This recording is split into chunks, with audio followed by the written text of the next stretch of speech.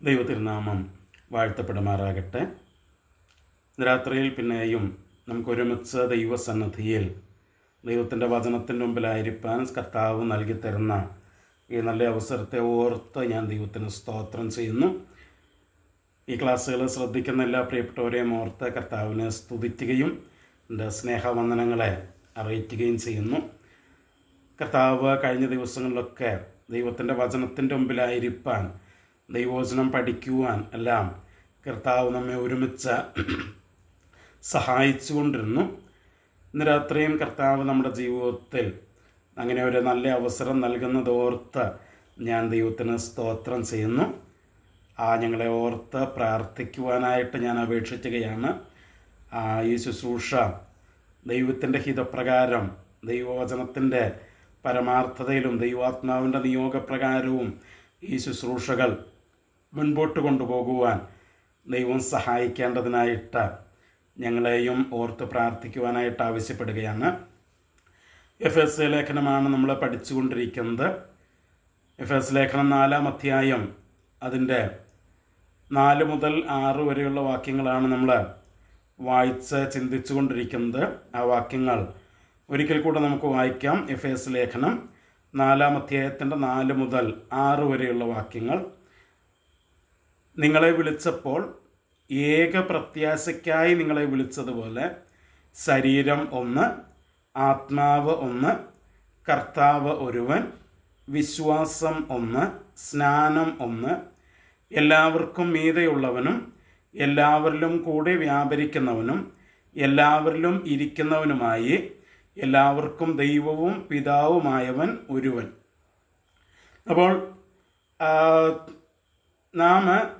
നമ്മെ വിളിച്ചിരിക്കുന്ന ആ വിളിക്ക് യോഗ്യമായി നടക്കണം എന്ന് 3-ാം വാക്യം വരെ പറഞ്ഞ അപ്പോസ്തലൻ അതിൻ്റെ കാരണമാണ് ചർച്ച ചെയ്യുന്നത്.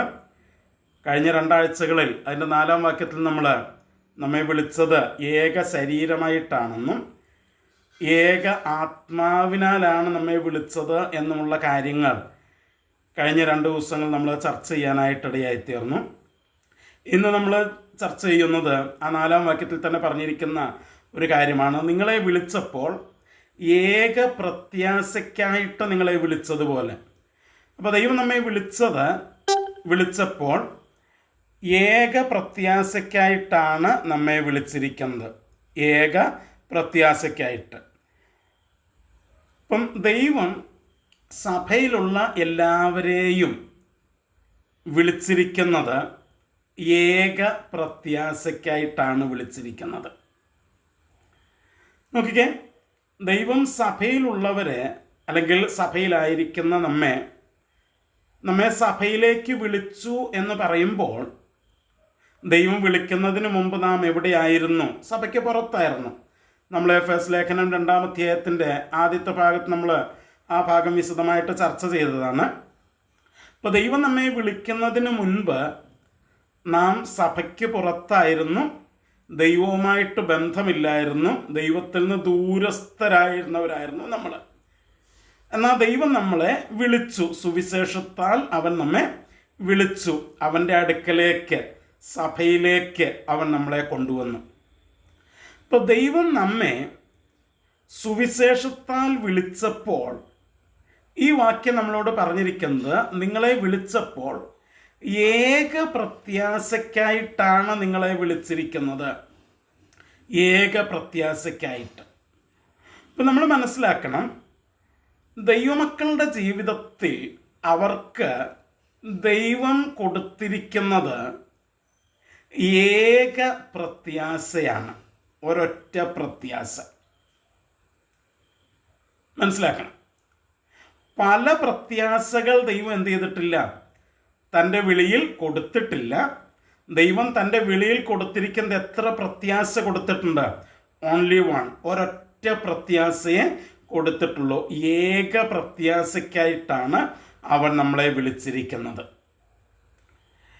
ഇന്ന് പലപ്പോഴും സുവിശേഷ ഘോഷണം എന്ന പേരിൽ അല്ലെങ്കിൽ സുവിശേഷ പ്രസംഗം എന്ന പേരിൽ പൊതുവേദികളിലും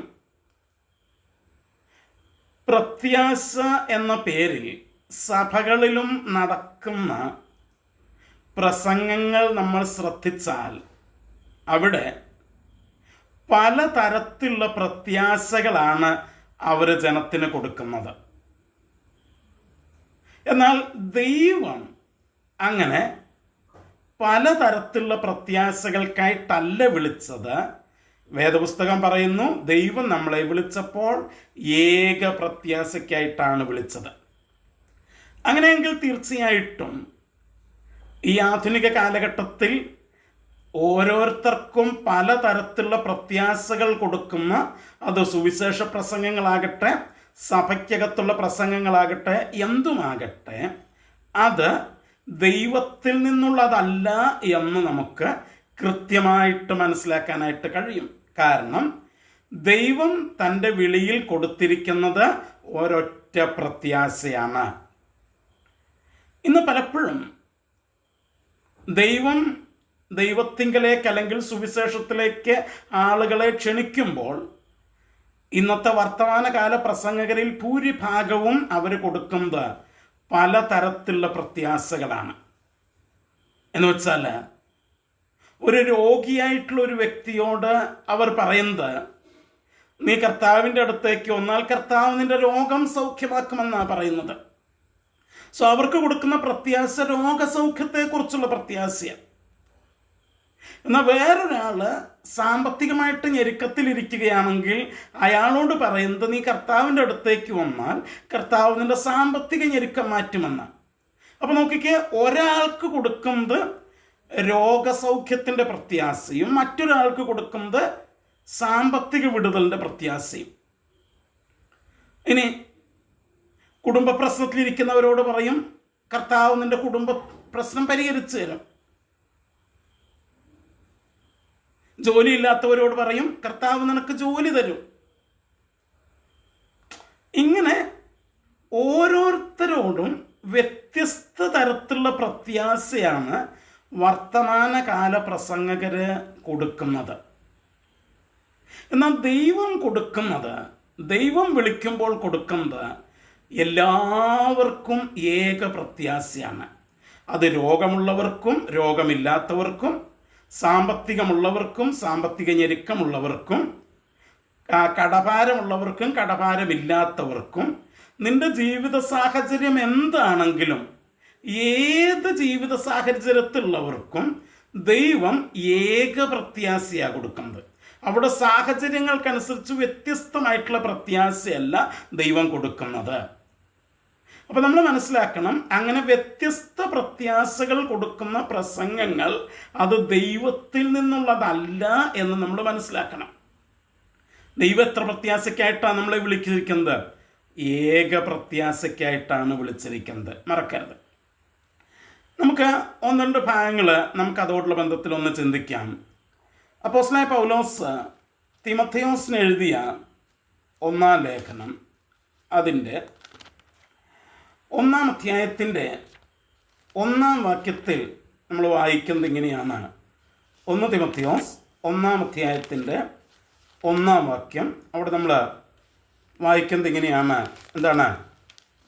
നമ്മുടെ രക്ഷിതാവായ ദൈവത്തിൻ്റെയും നമ്മുടെ പ്രത്യാശയായ ക്രിസ്തുവേശുവിൻ്റെയും കൽപ്പനപ്രകാരം ക്രിസ്തുവേശുവിൻ്റെ അപ്പോസ്തലനായ പൗലോസ്. അപ്പം ആ വാക്യത്തിനനുസരിച്ച് നമ്മുടെ പ്രത്യാശ ആരാണ്? ക്രിസ്തുവേശുവാണ് നമ്മുടെ പ്രത്യാശ. ക്രിസ്തുവേശുവാണ് നമ്മുടെ പ്രത്യാശ. അപ്പം ഒരിക്കലും നമ്മുടെ പ്രത്യാശ രോഗസൗഖ്യമോ കടഭാരത്തിൽ നിന്നുള്ള വിടുതലോ അല്ലെങ്കിൽ ആ അനുഗ്രഹങ്ങളോ പ്രോസ്പിരിറ്റിയോ ഒന്നുമല്ല നമ്മുടെ പ്രത്യാശ. നമ്മുടെ പ്രത്യാശ എന്താ? ക്രിസ്തുവേശുവാണ് നമ്മുടെ പ്രത്യാശ, അല്ലേ? അവിടെ പറഞ്ഞത് നമ്മുടെ പ്രത്യാശയായ ക്രിസ്തുവേശുവിൻ്റെ കൽപ്പന പ്രകാരം. So our hope is Christ Jesus. നമ്മുടെ പ്രത്യാശ അത് ക്രിസ്തുവേശുവാണ് പ്രത്യാശ. മറക്കരുത്. അപ്പം ക്രിസ്തുവേശുവാകുന്ന ആ പ്രത്യാശയാണ് നമ്മെ വിളിച്ചപ്പോൾ അല്ലെങ്കിൽ വിളിക്കപ്പെട്ട എല്ലാവർക്കും ദൈവം കൊടുത്തിരിക്കുന്നത്. അപ്പൊ ഈ ക്രിസ്തുവേശു അല്ലാതെ മറ്റു പ്രത്യാശകൾ കൊടുക്കുന്നതൊന്നും ദൈവത്തിൽ നിന്ന് അല്ല എന്ന് നമ്മൾ മനസ്സിലാക്കണം. കാരണം ദൈവം കൊടുക്കുന്ന ഏക പ്രത്യാശ അത് ക്രിസ്തു യേശുവാണ് എന്നുള്ളത് നമ്മൾ മറക്കരുത്.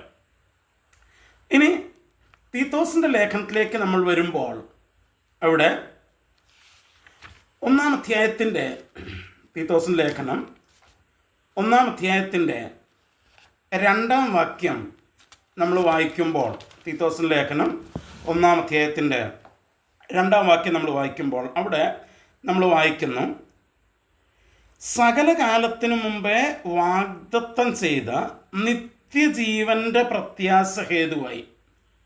അപ്പൊ ഇവിടെ കാണുന്നത് നിത്യജീവന്റെ പ്രത്യാശയാണ്. എന്താണ്? നിത്യജീവന്റെ പ്രത്യാശ.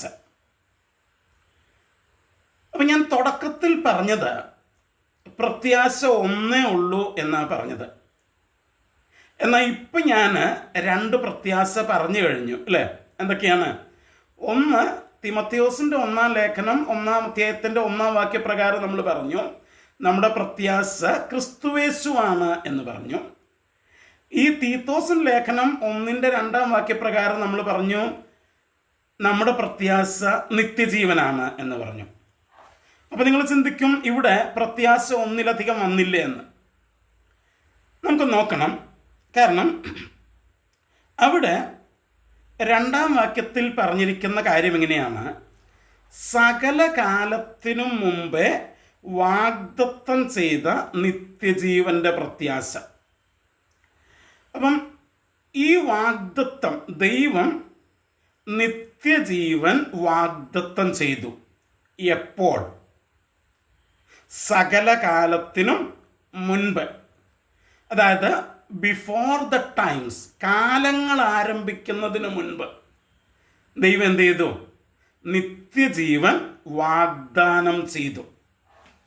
നമുക്കറിയാം, ഉൽപ്പത്തി 1:1 നമ്മൾ വായിക്കുന്നത്, ആദിയിൽ ദൈവം ആകാശവും ഭൂമിയും സൃഷ്ടിച്ചെന്ന, in the beginning of time. Okay, അപ്പൊ സമയത്തിന്റെ ആരംഭത്തിൽ, കാലത്തിന്റെ ആരംഭത്തിൽ ദൈവം എന്ത് ചെയ്തു? ആകാശവും ഭൂമിയും സൃഷ്ടിച്ചു. എന്നാൽ ഈ നിത്യജീവൻ വാഗ്ദത്തം ചെയ്തത് കാലങ്ങൾക്ക് മുൻപാണ്. അതായത് ബിഗിനിങ്ങിന് മുൻപ്, ബിഗിനിങ് ഓഫ് ടൈമിന് മുമ്പ്, സമയത്തിന്റെ ആരംഭത്തിന് മുമ്പാണ് എന്ത് ചെയ്തത്? ഈ നിത്യജീവൻ വാഗ്ദാനം ചെയ്തത്. അപ്പൊ ഇവിടെ ഒരു പ്രശ്നമുണ്ട്. കാരണം ഭൂമി സൃഷ്ടിച്ചു കഴിഞ്ഞ് വളരെ കാലങ്ങൾക്ക് ശേഷമാണ് മനുഷ്യർ ഈ ഭൂമിയിലേക്ക് വരുന്നത്.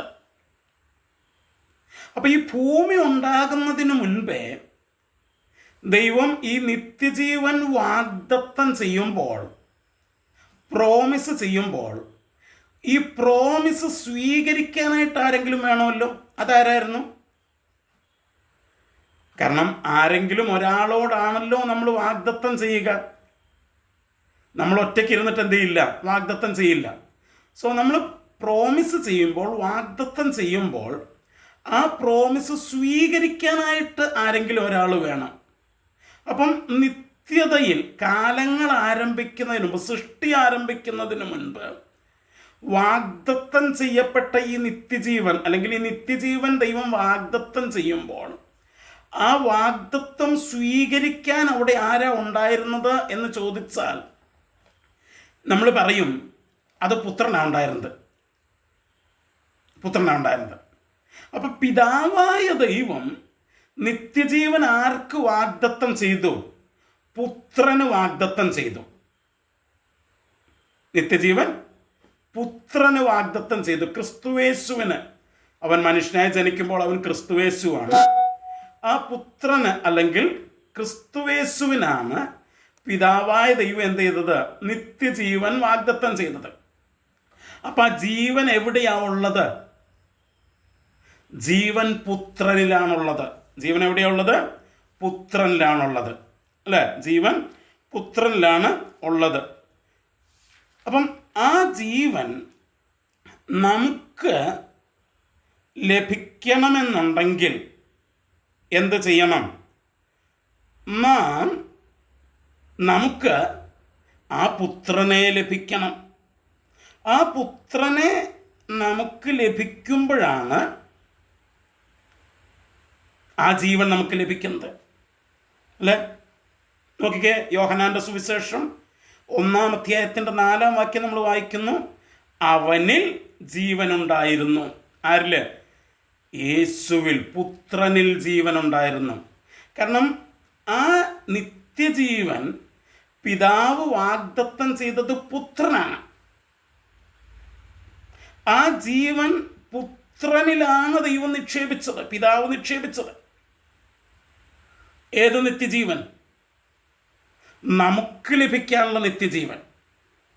നിങ്ങൾ ഒരിക്കലും ചിന്തിക്കരുത്, പുത്രന് ജീവൻ ഇല്ലായിരുന്നു എന്നല്ല നമ്മളവിടെ പറഞ്ഞത്. നമുക്ക് ലഭിക്കാനുള്ള നിത്യജീവൻ അവൻ ആരിൽ നിക്ഷേപിച്ചു? പുത്രനിൽ നിക്ഷേപിച്ചു. എന്നിട്ട് പറഞ്ഞു, പുത്രനുള്ളവന് ജീവനുണ്ട്. അപ്പം നമ്മളെ സംബന്ധിച്ചിടത്തോളം നമ്മുടെ പ്രത്യാശ ക്രിസ്തുവേശുവാണ്. ആ ക്രിസ്തുവേശു നമ്മളിലുണ്ടെങ്കിൽ ആ ക്രിസ്തുവേശുവിലുള്ള നിത്യജീവനും നമുക്കുണ്ട് എന്നാണ് നമ്മൾ പറയുന്നത്. കാരണം നമ്മുടെ ജീവൻ, നമ്മുടെ നിത്യജീവൻ ആരിലാണ് ദൈവം പിതാവ് നിക്ഷേപിച്ചിരിക്കുന്നത്? ക്രിസ്തുവേശുവിലാണ് പിതാവ് നിക്ഷേപിച്ചിരിക്കുന്നത്. അപ്പം നമ്മുടെ പ്രത്യാശ ക്രിസ്തുവേശുവാണ്. ആ ക്രിസ്തുവേശുവിലൂടെ നമുക്ക് എന്ത് ലഭിക്കുന്നു? നിത്യജീവൻ ലഭിക്കുന്നു. ഇതാണ് ഈ വാക്യത്തിൻ്റെ അർത്ഥം. ഓക്കെ, ഇനി തീത്തോസിൻ ലേഖനം തന്നെ അതിൻ്റെ 2-ാം അധ്യായത്തിൻ്റെ 13-ാം വാക്യത്തെ നമ്മൾ വായിക്കുന്നത് എന്താണ്? 12-ാം വാക്യത്തിൽ നമ്മൾ വായിക്കുന്നത് എങ്ങനെയാണ്?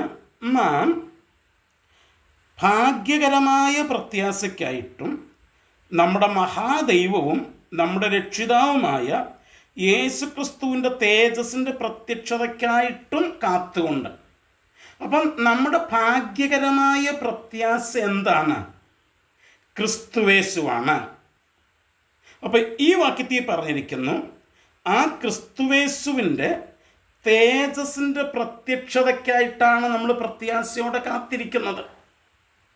അപ്പം നമ്മുടെ കർത്താവ് ക്രിസ്തുവേശു അവൻ തേജസ്സോടെ വെളിപ്പെടും എന്നാണ് നമ്മൾ എന്ത് ചെയ്തിരിക്കുന്നത്? കാത്തിരിക്കുന്നത്.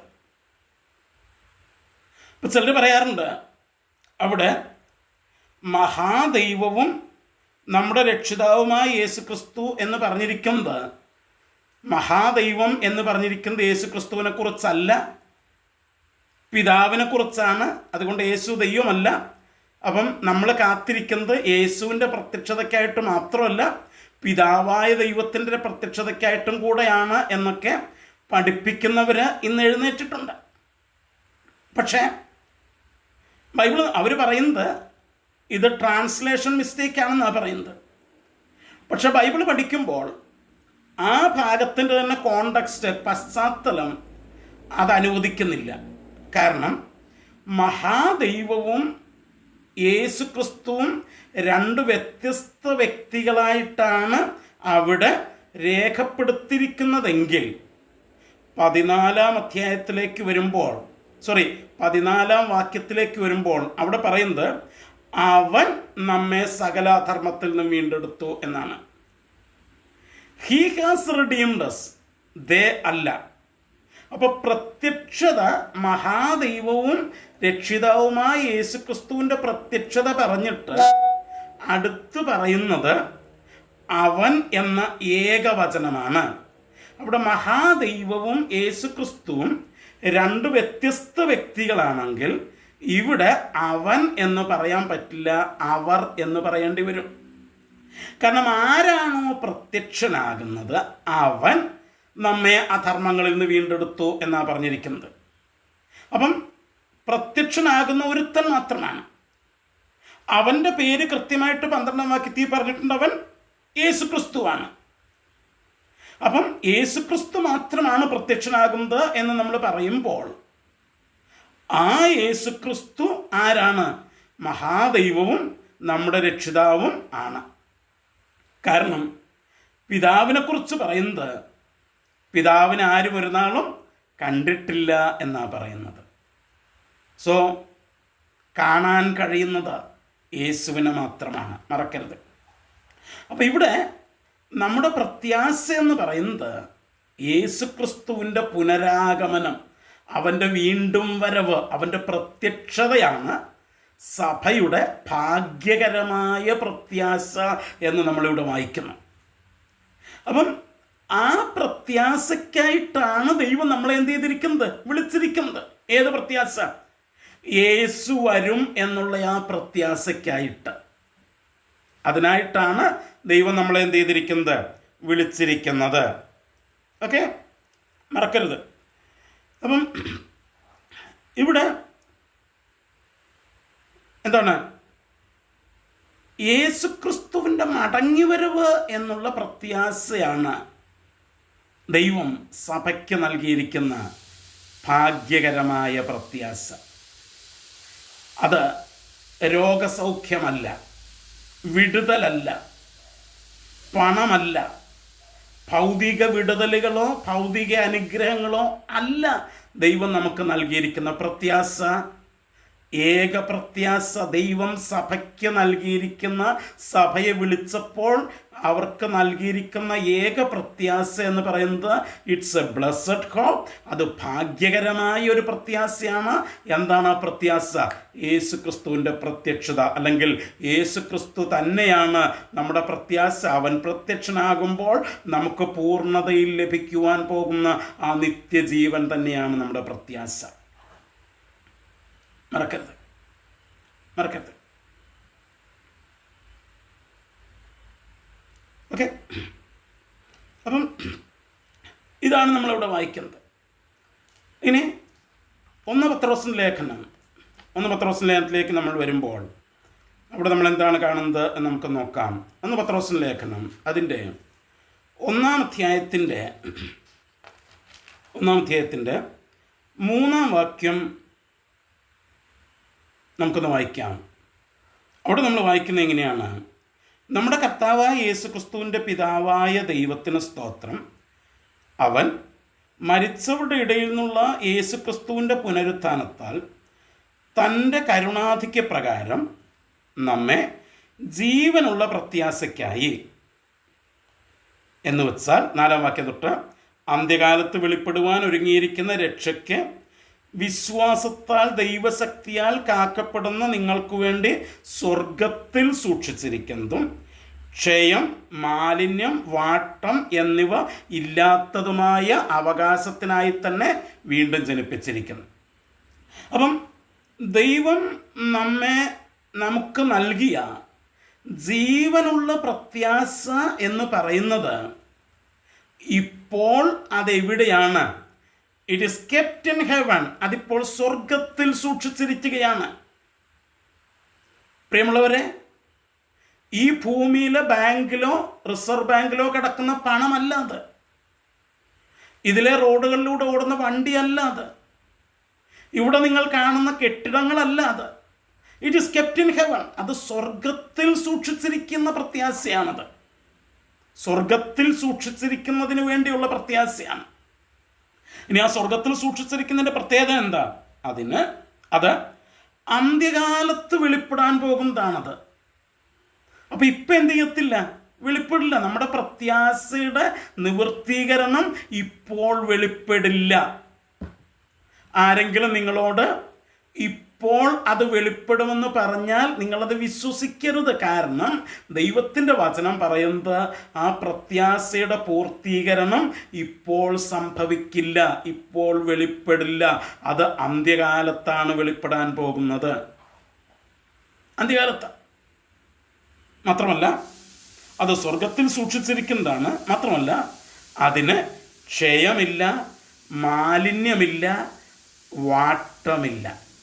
നോക്കിക്കേ, ഇതാണ് ദൈവം നമുക്ക് നൽകിയിരിക്കുന്ന ജീവനുള്ള പ്രത്യാശ എന്ന് പറയുന്നത്. ദൈവം നമുക്ക് നൽകിയിരിക്കുന്ന ജീവനുള്ള പ്രത്യാശ എന്ന് പറയുന്നത് ഇതാണ്. ഇനി അതിൻ്റെ 1-ാം അധ്യായത്തിൻ്റെ ഇനി 21-ാം വാക്യം നമ്മൾ വായിക്കുമ്പോൾ അവിടെ നമ്മൾ വായിക്കുന്നു, നിങ്ങളുടെ വിശ്വാസവും പ്രത്യാശയും ദൈവത്തിൽ വച്ചുകൊള്ളേണ്ടതിന്.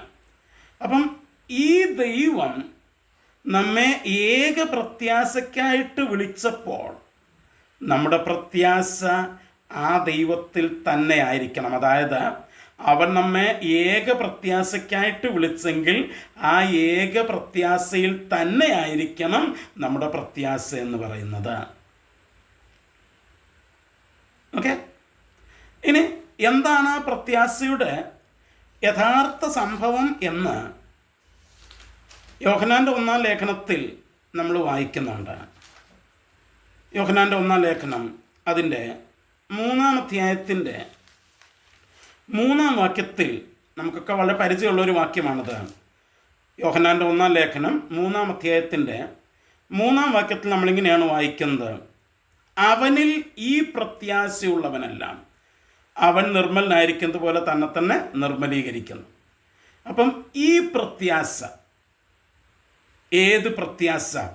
അതിൻ്റെ 2-ാം വാക്യം, പ്രിയമുള്ളവരെ, നാം ഇപ്പോൾ ദൈവമക്കളാകുന്നു. അപ്പോൾ അത് നമ്മുടെ പ്രത്യാശയല്ല, ഇറ്റ്സ് ഓൾറെഡി ഹാപ്പൻഡ്. നമ്മളിപ്പോൾ ദൈവമക്കളാണ്, ഇനി അതിനുവേണ്ടി പ്രത്യാശിക്കേണ്ട ആവശ്യമില്ല, അത് ഓൾറെഡി നടന്നു കഴിഞ്ഞ കാര്യമാണ്. എന്നാൽ നാം ഇന്നതാകും എന്നിതുവരെ പ്രത്യക്ഷമായിട്ടില്ല. അപ്പോൾ അതാണ് നമ്മുടെ പ്രത്യാശ. നാം ഇപ്പോഴെന്താണ്, ആരാണെന്ന് ചോദിച്ചാൽ നാം ഇപ്പോൾ ദൈവമക്കളാണ്. അതിനുവേണ്ടി ഇനി എന്ത് ചെയ്യേണ്ട ആവശ്യമില്ല, പ്രത്യാശിക്കേണ്ട ആവശ്യം ഇല്ല. കാരണം അതങ്ങനെയാണ്, അങ്ങനെ ആയിക്കഴിഞ്ഞു. എന്നാൽ എന്താകും ഇൻ ദ ഫ്യൂച്ചർ, ഭാവിയിൽ നമ്മൾ എന്താകും എന്ന് പ്രത്യക്ഷമായിട്ടില്ല. അപ്പം അതാണ് പ്രത്യാശ. എന്നിട്ട് പറയുക, അവൻ പ്രത്യക്ഷനാകുമ്പോൾ, ആര്?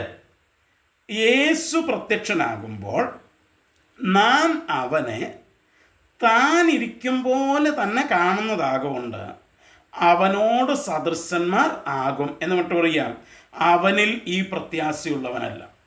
അപ്പം എന്താണ് നമ്മുടെ പ്രത്യാശ?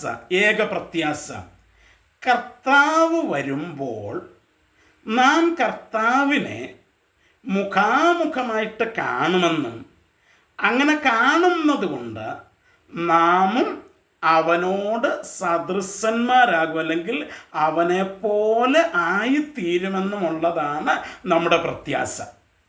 Praise the Lord. അപ്പം ഈ പ്രത്യാശയാണ് ദൈവം സഭയ്ക്ക് നൽകിയിരിക്കുന്ന ഭാഗ്യകരമായ പ്രത്യാശ, ഏക പ്രത്യാശ. മറക്കരുത്. എന്താ? കർത്താവ് വെളിപ്പെടുമ്പോൾ ഞാൻ യേശുവിനെ പോലെയാകും. ഞാൻ യേശുവിനെ പോലെ ആകും, അല്ലേ? തെസ്സലോനിക്ക ലേഖനം 1 തെസ്സലോനിക്ക ലേഖനം 4-ാം അധ്യായത്തിൻ്റെ 16-ാം വാക്യം മുതൽ വായിക്കുമ്പോൾ നമ്മളിവിടെ വായിക്കുന്നത് ഇങ്ങനെയാണ്, കർത്താവ് താൻ ഗംഭീരനാദത്തോടും പ്രധാന ദൂതൻ്റെ ശബ്ദത്തോടും ദൈവത്തിൻ്റെ കാഹളത്തോടും കൂടെ സ്വർഗത്തിൽ നിന്ന് ഇറങ്ങി വരികയും ക്രിസ്തുവിൽ മരിച്ചവർ മുൻപേ ഉയർത്തെഴുന്നേൽക്കുകയും ചെയ്യും. പിന്നെ ജീവനോടെ ശേഷിക്കുന്നവരായ നാം അവരോടൊരുമിച്ച് കർത്താവിനെ എതിരേൽപ്പാൻ വാനമേഘങ്ങളിൽ എടുക്കപ്പെടും. അപ്പം കർത്താവ് സ്വർഗത്തിൽ നിന്ന് ഇറങ്ങി വരുമ്പോൾ നമുക്ക് തേജസ്കരിക്കപ്പെട്ട ഒരു ശരീരം നമുക്ക് ലഭിക്കും. പുനരുത്ഥാന ശരീരം. മരിച്ചുപോയവർക്ക് പുനരുത്ഥാന ശരീരവും ജീവനോടിരിക്കുന്നവർക്ക് രൂപാന്തര ശരീരവും, അല്ലേ?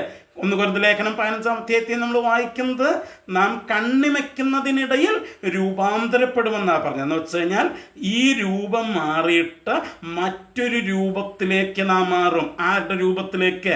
അതാണ് യോഹന്നാൻ ലേഖനത്തിൽ നമ്മൾ വായിച്ചത്, അവനെ താൻ ഇരിക്കും പോലെ കാണുന്നതാകൊണ്ട് അവനോട് സദൃശന്മാരാകും. അപ്പം ഈ രൂപം മാറിയിട്ട്, മൺമയമായ ഈ ശരീരം മാറിയിട്ട് വിൺമയമായ കർത്താവിനെ പോലെയുള്ള ശരീരം നമ്മൾ പ്രാപിക്കും. അതാണ് പ്രത്യാശ. അതിനുവേണ്ടിയാണ് ദൈവം നമ്മെ വിളിച്ചിരിക്കുന്നത്. മറക്കരുത്. മറ്റൊരു പ്രത്യാശയുമില്ല. ഓൺലി വൺ ഹോപ്പ്, ഒരൊറ്റ പ്രത്യാശയെ ദൈവം തന്നിട്ടുള്ളൂ. അത് സഭയിലെ എല്ലാവർക്കും പൊതുവിലുള്ള ഒരു പ്രത്യാശയാണ്, കോമൺ ഹോപ്പാണത്. ഓരോരുത്തർക്ക് അവരവരുടെ അവസ്ഥകൾക്കനുസരിച്ച് മാറുന്ന പ്രത്യാശകൾ വാഗ്ദാനം ചെയ്യുന്ന പ്രസംഗകരെ നിങ്ങൾ വിശ്വസിക്കരുത്. കാരണം ദൈവം എല്ലാവർക്കുമായി നൽകിയിരിക്കുന്നത് ഏക പ്രത്യാശയാണ്. നോക്കിക്കേ, ഈ വിശ്വാസം എന്ന് പറയുന്നതും ഈ പ്രത്യാശ എന്ന് പറയുന്നതും അഭേദ്യമായിട്ട് ബന്ധപ്പെട്ടിരിക്കുക. എന്താണ് വിശ്വാസം എന്ന് പറഞ്ഞാൽ, എബ്രായ ലേഖനം 11-ാം അധ്യായത്തിൻ്റെ 1-ാം വാക്യം നമ്മൾ വായിക്കുന്നത് എങ്ങനെയാണ്? വിശ്വാസം എന്നതോ ആശിക്കുന്നതിൻ്റെ ഉറപ്പും കാണാത്ത കാര്യങ്ങളുടെ നിശ്ചയവുമാകുന്നു. ഇംഗ്ലീഷിൽ പറഞ്ഞിരിക്കുന്നത് now faith is the substance of things hoped for. അപ്പം നമ്മുടെ ഹോപ്പ്, നമ്മുടെ പ്രത്യാശയുടെ ഉറപ്പാണത്. ഈ പ്രത്യാശയും ആഗ്രഹങ്ങളും രണ്ടും രണ്ടാണ്. ഇന്ന് പ്രസംഗിക്കുന്നതിൽ 99% ആളുകളും പഠിപ്പിക്കുന്നതനുസരിച്ച് വിശ്വാസം എന്നത് നിങ്ങൾ ആഗ്രഹിക്കുന്നതിൻ്റെ ഉറപ്പാണ്. നമുക്ക് എന്തൊക്കെയാണ് ആഗ്രഹം? രോഗമുണ്ടെങ്കിൽ നമ്മുടെ രോഗം മാറണം, അത് നീ വിശ്വസിക്കുക. കടഭാരം ഉണ്ടെങ്കിൽ കടഭാരം മാറണം, അത് നമ്മുടെ ആഗ്രഹമാണ്. അപ്പോൾ നീ അത് വിശ്വസിക്കണം. അത് ആഗ്രഹിക്കുന്നതിൻ്റെ ഉറപ്പാണ്. പക്ഷെ വിശ്വാസം അതല്ല, ഹോപ്പിൻ്റെ, പ്രത്യാശയുടെ ഉറപ്പാണ്. പ്രത്യാശ എത്ര ഉണ്ട്? There is only one. എന്താണ്? കർത്താവ് വരുമ്പോൾ നാം കർത്താവിനെ പോലെയാകും. അതിൻ്റെ ഉറപ്പാണ് വിശ്വാസം എന്ന് പറയുന്നത്. അല്ലാതെ കർത്താവിൻ്റെ രോഗം മാറ്റുമെന്ന് പറയുന്നത് വിശ്വാസമല്ല. കർത്താവിൻ്റെ കടഭാരം മാറ്റുമെന്ന് പറയുന്നത് വിശ്വാസമല്ല. അതൊക്കെ നിങ്ങൾ ആഗ്രഹിക്കുന്നതിൻ്റെ ഉറപ്പാണ്. That is not faith.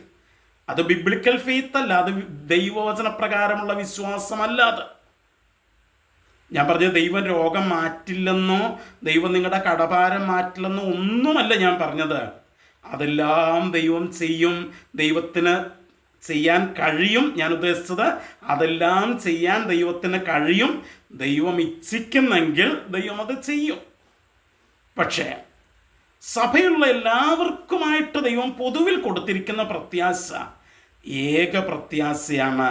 അത് കർത്താവ് വരുമ്പോൾ നാം കർത്താവിനെ പോലെയാകുമെന്നുള്ള പ്രത്യാശയാണ്. നോക്കിക്കേ, എന്താണ് ഈ വിളിച്ചപ്പോൾ ഏക പ്രത്യാശ തന്നതിൻ്റെ പ്രാക്ടിക്കൽ അപ്ലിക്കേഷൻ എന്താണെന്ന് ചോദിച്ചാൽ അതുകൂടെ ഞാൻ പറയാം. അതിതുവരെ ഞാൻ പറഞ്ഞില്ല. അതായത് ഞാനും എൻ്റെ സഭയിൽ എൻ്റെ അടുത്തിരിക്കുന്ന എൻ്റെ കൂട്ടുവിശ്വാസിയും ഞങ്ങളെ രണ്ടുപേരെയും സഭയിലേക്ക് വിളിച്ചപ്പോൾ ദൈവം ഞങ്ങൾക്ക് രണ്ടുപേർക്കും നൽകിയിരിക്കുന്നത് ഏക പ്രത്യാശയാണ്. എന്താ? കർത്താവ് വരുമ്പോൾ ഞങ്ങൾ രണ്ടുപേരും കർത്താവിനെ പോലെ ആകും എന്നുള്ളതാണ് ഞങ്ങൾക്ക് രണ്ടുപേർക്കുമുള്ള പ്രത്യാശ എന്നുണ്ടെങ്കിൽ നമുക്ക് പിന്നെ അവനോട് വിരോധമോ അസൂയോ തോന്നേണ്ട ആവശ്യമില്ല.